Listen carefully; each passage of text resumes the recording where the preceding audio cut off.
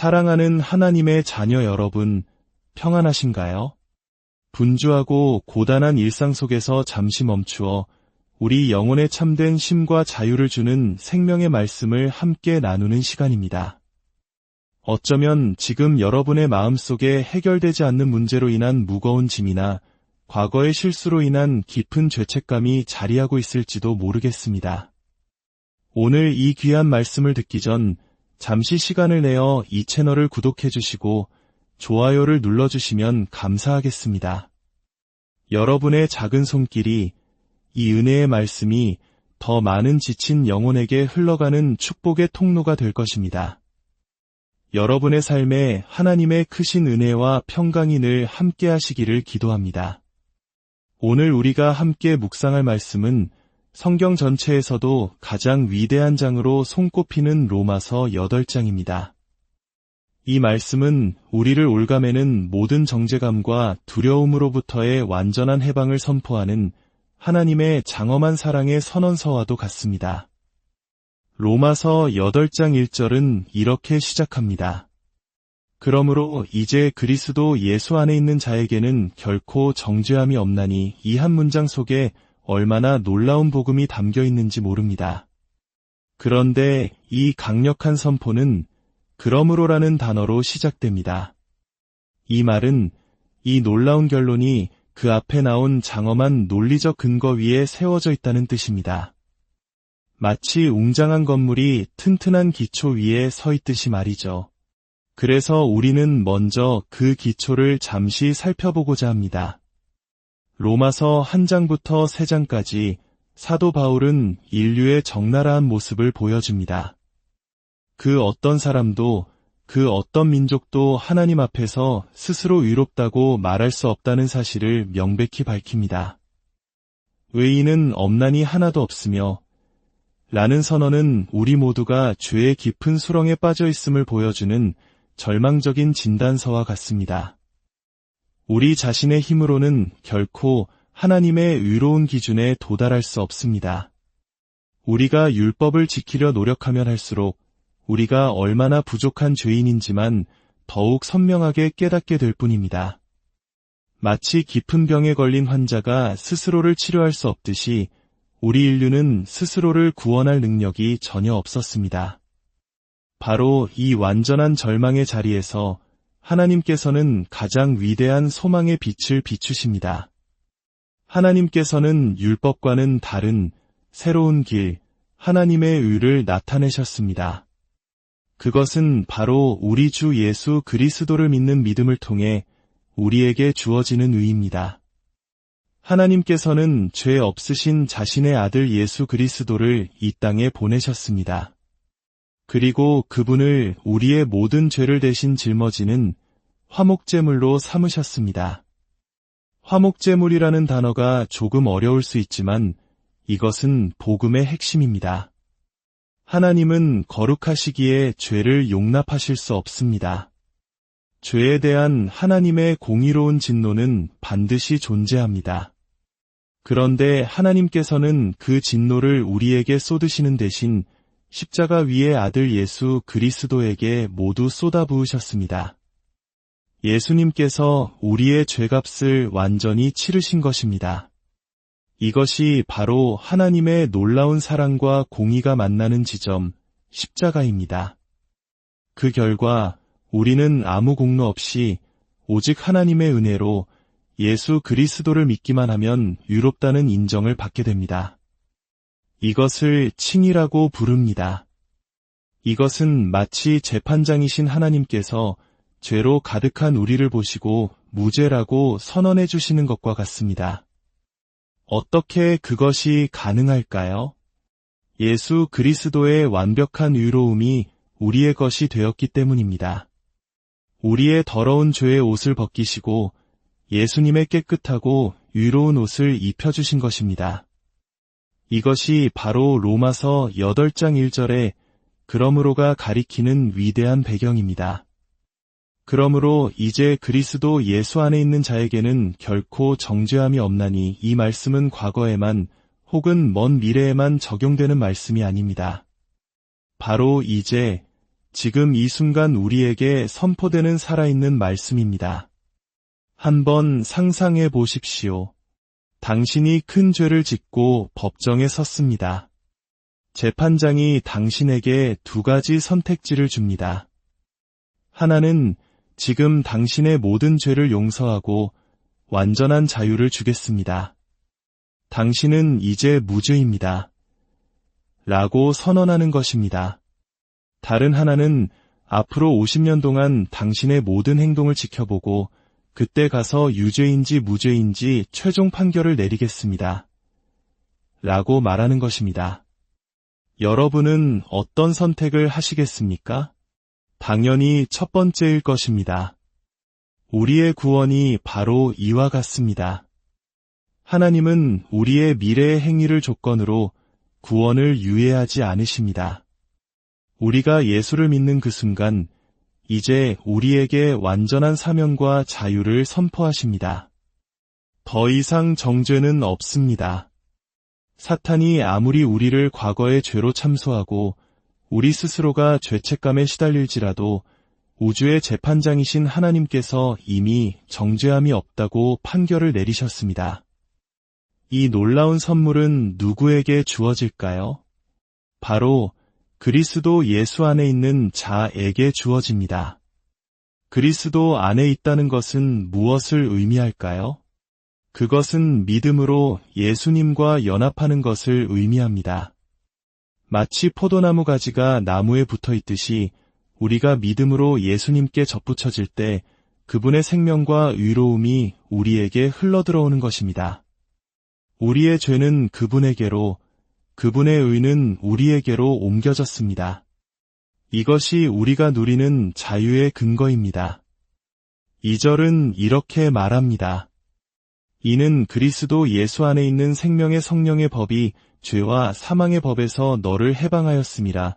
과거 우리는 죄와 사망의 법 아래 노예처럼 살았습니다. 죄를 짓고 싶지 않아도 죄의 강력한 힘에 끌려다녔고 그 끝은 영원한 사망이었습니다. 그러나 이제 우리 안에는 새로운 법, 더 강력한 법이 역사하기 시작했습니다. 바로 생명의 성령의 법입니다. 우리 안에 거하시는 성령님께서 우리를 죄의 속박에서 풀어주시고 우리에게 참된 생명을 주십니다. 율법은 우리에게 이렇게 하라고 명령했지만 우리 육신의 연약함 때문에 그것을 지킬 힘을 주지는 못했습니다. 그러나 하나님께서는 자신의 아들을 우리와 같은 육신의 모양으로 보내셔서 우리의 죄 문제를 근본적으로 해결하셨습니다. 이제 우리는 더 이상 육신을 따라 살지 않고 성령을 따라 사는 새로운 존재가 되었습니다. 육신을 따르는 삶의 끝은 사망이지만 성령을 따르는 삶은 생명과 평안입니다. 여러분, 혹시 여러분의 삶에 참된 평안이 없으십니까? 어쩌면 그것은 우리가 여전히 육신의 생각, 즉 세상적인 가치관과 욕망의 마음을 두고 있기 때문일지도 모릅니다. 그러나 우리가 성령님께 마음을 둘 때 세상이 줄 수 없는 하늘의 생명과 평안을 맛보게 될 것입니다. 우리는 이제 종의 영을 받지 않았습니다. 그래서 하나님을 두려움의 대상으로 여기며 다시 무서워할 필요가 없습니다. 우리는 양자의 영을 받았습니다. 그래서 하나님을 아빠, 아버지라고 부를 수 있게 되었습니다. 이것은 얼마나 놀라운 관계의 변화입니까? 우주의 창조주를 친밀한 아버지로 부를 수 있는 특권, 이것이 바로 하나님의 자녀가 된 우리가 받은 선물입니다. 그리고 자녀라면 또한 상속자입니다. 우리는 하나님의 나라를 상속받을 자들이며 그리스도와 함께한 상속자입니다. 물론 우리가 이 땅에서 그리스도와 함께 고난도 받게 될 것입니다. 어쩌면 우리 한국인들이 겪어온 수많은 고난의 역사, 그 깊은 한의 정서를 떠올리게 할지도 모릅니다. 하지만 오늘 우리가 나눌 말씀 속에는 그 모든 아픔을 이겨낼 위대한 소망이 담겨 있습니다. 사도 바울은 이렇게 외칩니다. 생각하건대 현재의 고난은 장차 우리에게 나타날 영광과 비교할 수 없도다. 지금 우리가 겪는 고통이 아무리 크다 할지라도 우리가 장차 누리게 될 영광은 그것과 비교조차 할 수 없을 만큼 거대하고 찬란합니다. 모든 피조물조차도 하나님의 자녀들이 나타날 그 영광의 날을 간절히 고대하고 있습니다. 우리 역시 성령의 처음 익은 열매를 받은 자로서 우리 몸이 완전히 구속될 그날 곧 양자될 것을 간절히 기다리며 속으로 탄식합니다. 우리는 이 소망으로 구원을 받았습니다. 보이는 것을 바라는 것은 진정한 소망이 아닙니다. 우리는 보이지 않는 것을 믿음으로 바라보며 인내로 기다립니다. 우리가 연약하여 어떻게 기도해야 할지 알지 못할 때에도 성령님께서 말할 수 없는 탄식으로 우리를 위해 친히 간구해 주십니다. 우리의 마음을 살피시는 하나님께서는 성령의 생각을 아십니다. 성령님은 항상 하나님의 뜻대로 우리를 위해 기도하고 계십니다. 얼마나 큰 위로가 되는 말씀입니까? 나의 기도가 막히고 나의 마음이 무너질 때에도 나를 위한 가장 완벽한 기도는 멈추지 않고 있다는 사실을 기억하십시오.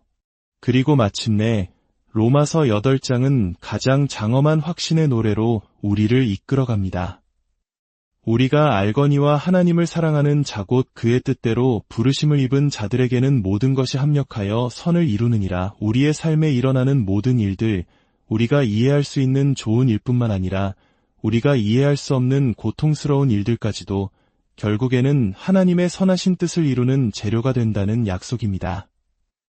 이것은 하나님께서 우리의 삶의 모든 조각들을 모아 가장 아름다운 작품을 만들어가고 계신다는 믿음입니다.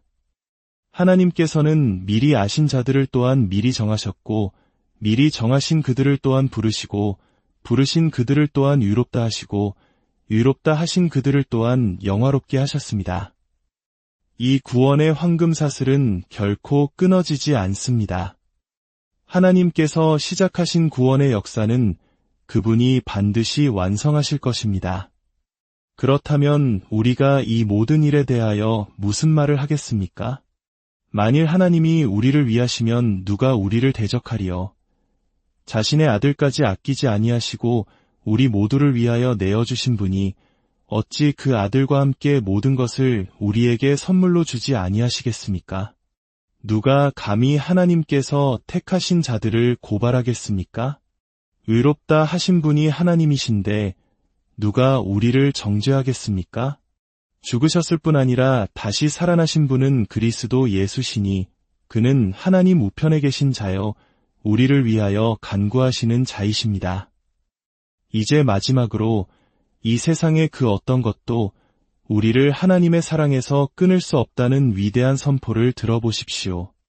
누가 우리를 그리스도의 사랑에서 끊으리요? 환난이나 곤고나 박해나 기근이나 적신이나 위험이나 칼이라. 그러나 이 모든 일에 우리를 사랑하시는 이로 말미암아 우리가 넉넉히 이기느니라.